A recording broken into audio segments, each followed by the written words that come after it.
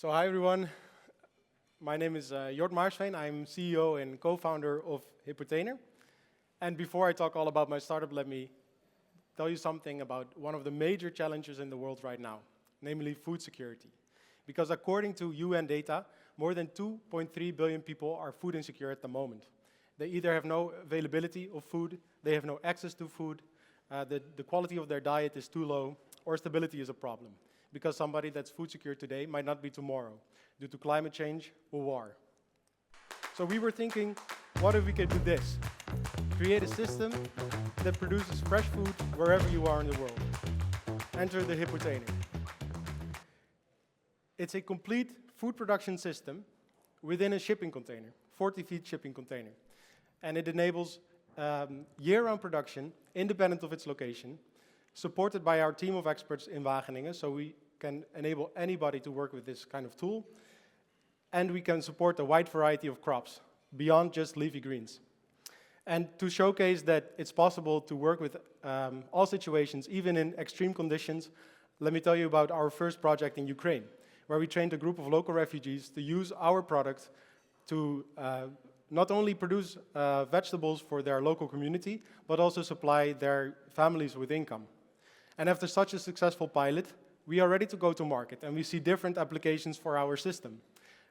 In permanently food insecure places, such as remote islands, but also in temporarily food insecure places, such as Ukraine. Currently, our commercial focus, our beachhead market, is on remote islands.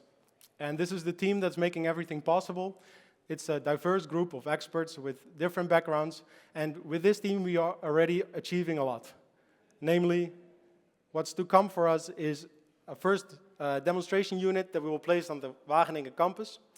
We will deploy a pilot on a remote island, and we will multiply our impact in Ukraine with 2 confirmed containers that we will bring there at the start of next year. To make all of this happen, we are still looking for funding. We are open to investment, so if you're interested to talk with us, please come and see us on our booth or contact us through this information. Thank you.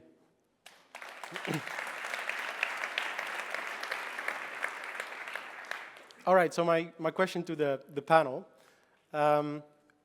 Our beachhead market is remote islands, like I explained.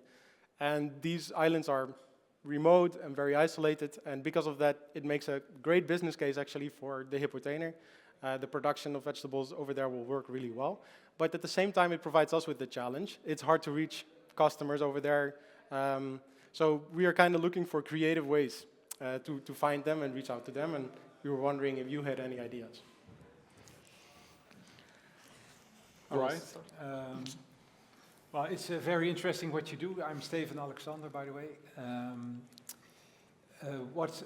I would be interested in understanding what is the pain point that you're solving for the people on the island or the customers. Is it that they want Western vegetables, or and at what price? Is it comparable to others? Or what are the alternatives? And I can imagine that if there is a valuable business case there, you can also think of, for instance, war zones around, well, in Africa, where also the United Nations has peace armies, and UNIFIL, for instance.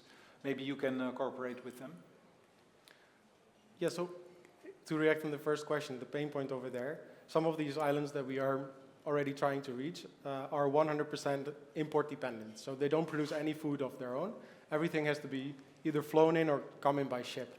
But these islands, normally their economies rely on tourism, so the tourists also have a high demand for high quality crops, but they don't produce anything. So a ship or a container filled with vegetables that comes there needs to leave empty, so it's double the transportation cost. Because of this, the price of vegetables locally can be very high, and we can offer a better solution to that. I think your customers may not be so far away. I mean, you could even start with the islands in the Kingdom of the Netherlands in the Caribbean, because I know it's very difficult for them to get fresh produce, well, locally. You know, they, as you say, they import everything. So, you know, I would start there and think very closely on who's going to pay for it, right? Because that in the end is your customer. And you also mentioned the kind of refugee and kind of other locations where this could have a great benefit. I mean, also there, I think the organizations who would be paying for that might actually be not so far away from you and might be, bilateral donors or organizations that are actually also based in Europe and easier to have outreach to. Good idea. Yeah, I think to build on that, it's very important to create a persona around your preferred customer on the island. You have the restaurants, hotels, tourism. Then you have very rich people, but there are not too many of them. And then there are like some more local communities that are maybe not so eager to shift their diets and want to eat differently. I think it's also important to look what are alternative options and how much they will cost, because if there is an island with potential to produce, you can bring production in with a container, you can production in with a very simple, cheap plastic greenhouse, but you can also grow some of the produce on land. So I think it's also very good to create or think of who the buyer is and what are alternative, because once there is a market, cheaper options will come and you can be out very quickly. Yeah, maybe for me, the critical question is, am I a food security startup or a supply chain resilience startup, right? Because if you go with food security, you're probably driven to government, to this type of organization that usually take time. The question is, do I actually want to be that type of company, or do I actually want to deliver the ingredients for, let's say, in those remote places for retailers, right? So the conversation is going to be totally different. And then focusing on the area where you can tap on the largest existing network that you have just to validate that piece. Because right now you are with the working assumption of in remote islands in my work, but remote islands government, remote island refugees, remote island, I don't know, armies? Or is it actually easier to go with retailers or to talk with your existing network here in Wageningen and see where do you have a problem with a crop, which can I do it? Can I create this resilience for you on a next to door basis, right? Mm-hmm. Just rethinking again might be also a potential solution. Thanks, great feedback. Thanks. Thank you. Thank you.